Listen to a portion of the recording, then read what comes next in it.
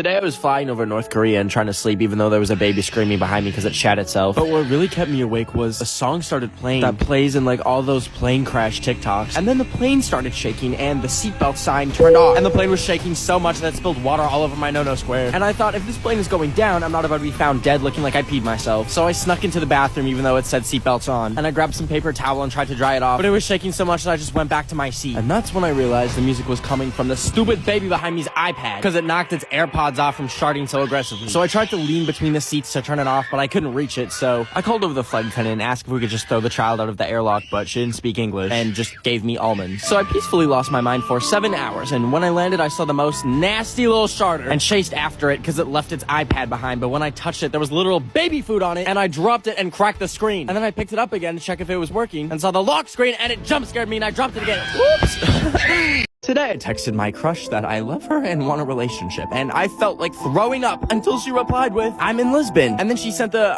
Portuguese flag, I think. I don't know, I'm not good at geometry. But anyways, I wanted to surprise her, so I booked the next ticket to Lisbon, Portugal. So I packed up my stuff and went to the airport, and it was a 30-hour journey, but it was in the name of love. And when I landed, I realized I should probably get her something as a gift, so I walked into a store and came across these very interesting frozen feet in the freezer section, and I thought, who would want to suck on feet? Oh, me. So I bought them, and opened up the box and ate every last foot. And they tasted like strawberries. I don't know why I was expecting foot flavor. Not that that's what I wanted, but anyways, I got the bright idea to take all the popsicle sticks and make a little fun DIY bracelet out of them with hearts on it. So I did just that, and then the next day, I was gonna give my crush the bracelet. So I went to DM her and asked her to meet up and realized she said I'm a lesbian.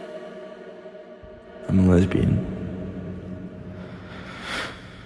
I was scrolling through the deep web when I saw an ad for a GoFundMe to get the Queen an air fryer before she dies. So I went to it and saw no one had donated. So I gave her $5 and went to bed. But when I woke up the next morning, I got an email that it was shut down by GoFundMe. And I knew the Queen still needs an air fryer, so I packed my bags and went to the airport to book the next flight to London to bring her an air fryer that I bought for her. And after 10 hours, I landed and Ben was in the Big Ben. So I took the train to the Buckingham Palace where she lives. But when I got there, they had it gated off and I couldn't go in to see the Queen. So I found another entrance with a flimsy little fence that I slid under, and then I popped over another fence, but that triggered an alarm. So I was running as fast as I could, and I happened to drop the air fryer, but I had to hide, so I managed to find the Queen's quarters and snuck in. And I thought I was safe until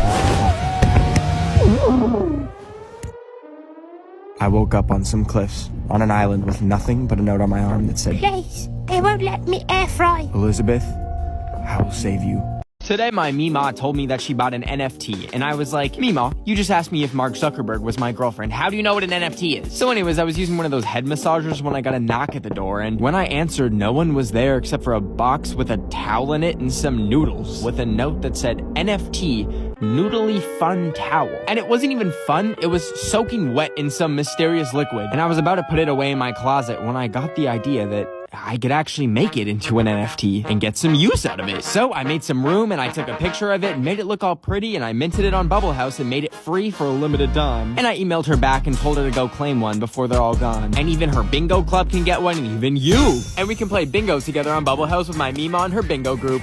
Today, I threw away all my electronics so I could join the Amish and live a simple life. But after about 10 minutes, I got really bored of harvesting wheat and apples and wanted to watch a good old YouTube video. But I didn't have any devices to watch YouTube on, so I obviously walked over to the YouTube headquarters. And when I got there, I managed to walk right in, and I found an empty room with a TV in it so I could watch a few videos from my personal collection. Anyways, after I had cured my boredom, I left the room and raided the YouTube fruit counter and grabbed an orange and an apple and a DVD copy of the videos I watched. But when I finally got home, I realized I can't play this because I don't have a record player. But I looked around my room and saw an old radio speaker thing and popped the CD in it just so I could listen to the audio and imagine the video in my mind. But when it started playing, it sounded like it was coming from outside my house, and that's when I realized I had it set to broadcast. And I ran outside to see every radio in the vicinity was playing.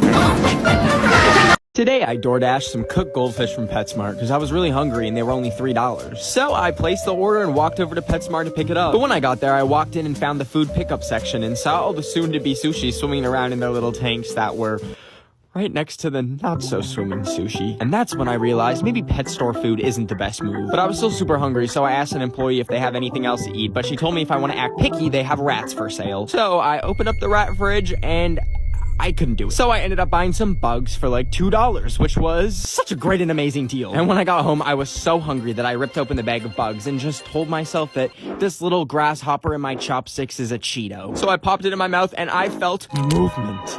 And I spat it out and it jumped out of the bowl! And I panicked and ran to the toilet. And for the next 3 hours, I vomited up my insides.